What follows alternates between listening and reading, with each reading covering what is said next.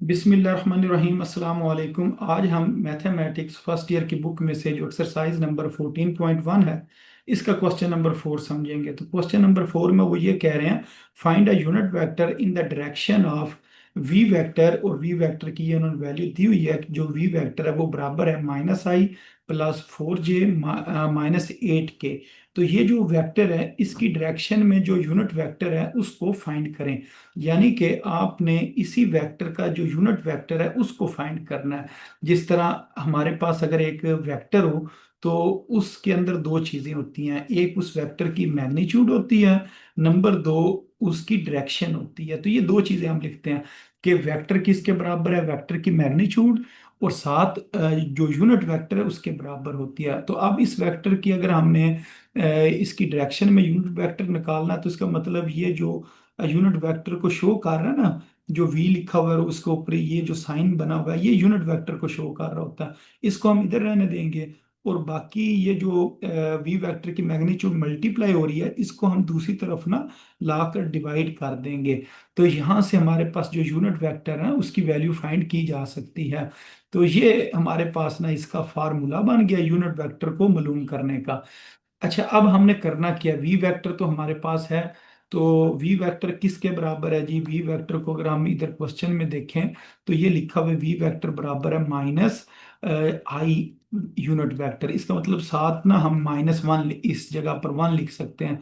तो ये माइनस पहले से लिखा हुआ है, और फिर हम लिखेंगे +4 × j यूनिट वेक्टर और -8 × k यूनिट वेक्टर। तो ये हमने ना वी वेक्टर लिख लिया, इसकी वैल्यू है। अब हमने ना इसी वेक्टर की मैग्नीट्यूड लेनी है।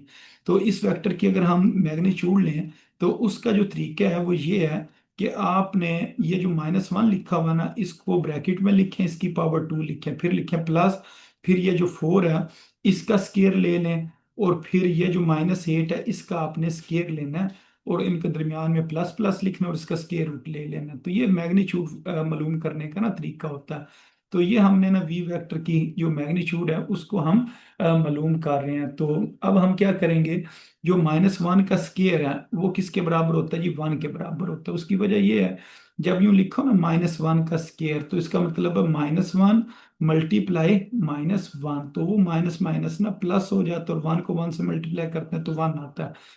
तो फिर हम लिखेंगे जी प्लस, और 4 का स्केयर, जो 4 का स्केयर है ना उसको भी हम इसी तरीके से लिख सकते हैं। 4 का स्केयर का मतलब 4 × 4, या 4 को 4 से मल्टीप्लाई करते हैं तो आंसर कितना आ जाता है जी, 16 आ जाता है। तो इधर हम 16 लिख देंगे, फिर प्लस, फिर लिखा हुआ -8। अगर हम -8 का स्केयर करें तो क्या करेंगे, -8 को मल्टीप्लाई कर देंगे -8 के साथ। जब दो बार -8 मल्टीप्लाई होगा ना तो माइनस माइनस प्लस हो जाएगा। 8 को 8 से मल्टीप्लाई करेंगे तो वो कितना आ जाएगा, 64 आ जाएगा। तो इस जगह पर ना हम 64 लिख सकते हैं। अच्छा, अब आपने करना क्या है, ये जो वैल्यूज है ना इनको हम ऐड करेंगे। तो इसको आप ऐड करके देख लें कि इसका आंसर क्या आता है। तो ये साइड पर इसको ना ऐड करते हैं, मसलन 64, फिर 16 और फिर 1, इन सब को ऐड करते हैं।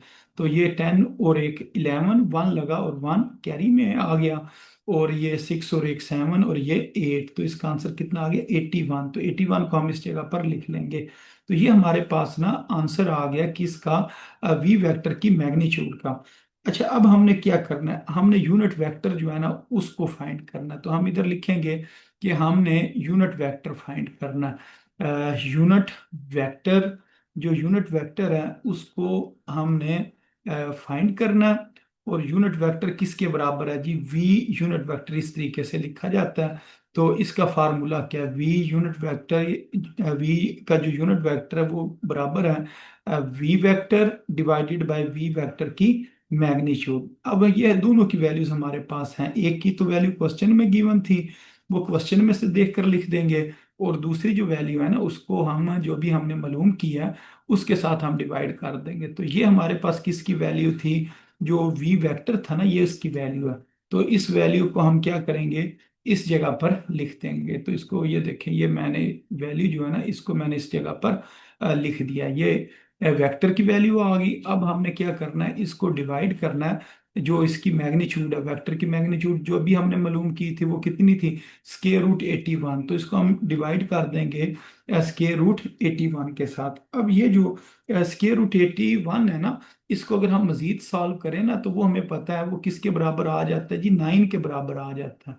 यानी कि इसको हम यूं लिख सकते हैं 9 का स्क्वायर, फिर स्क्वायर और स्क्वायर रूट कैंसिल हो जाता है। तो यहाँ से हमारे पास जो वी वेक्टर की मैग्नीट्यूड है वो किसके बराबर आ जानी थी, 9 के बराबर आ जानी थी। ये जो वैल्यू है ना, ये हम नीचे लिख लेते हैं, बजाय इसको लिखने के हम क्या करते हैं, इसको डिवाइड कर देते हैं 9 से। तो इसको हमने ना इस जगह पर 9 से डिवाइड कर देना, तो ये मैं लिख देता हूँ जी, डिवाइडेड बाय 9।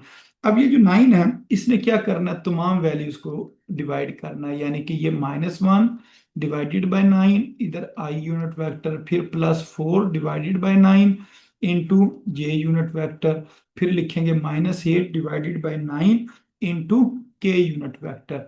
तो इस तरह ना हमने जो यूनिट वेक्टर है इसको फाइंड करना था। तो उम्मीद है आपको इसकी समझ आ गई होगी कि इन क्वेश्चंस का किस तरह सोल्यूशन निकालना है। तो इसके अंदर हमने किया क्या, जो हमारे पास यानी कि उन्होंने वेक्टर दिया हुआ है उसकी डायरेक्शन में यूनिट वेक्टर निकालना है।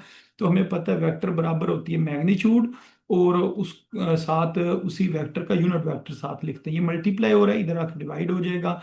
फिर वी वेक्टर के बारे में तो क्वेश्चन में उन्होंने बताया हुआ है, उसकी हम मैग्नीट्यूड निकालेंगे। तो उसकी जो मैग्नीट्यूड है वो किसके बराबर आ जाएगी, 9 के बराबर आ जाएगी। फिर हम लिखेंगे जो यूनिट वेक्टर है वो बराबर है जी v vector divided by we vector की मैग्नीट्यूड।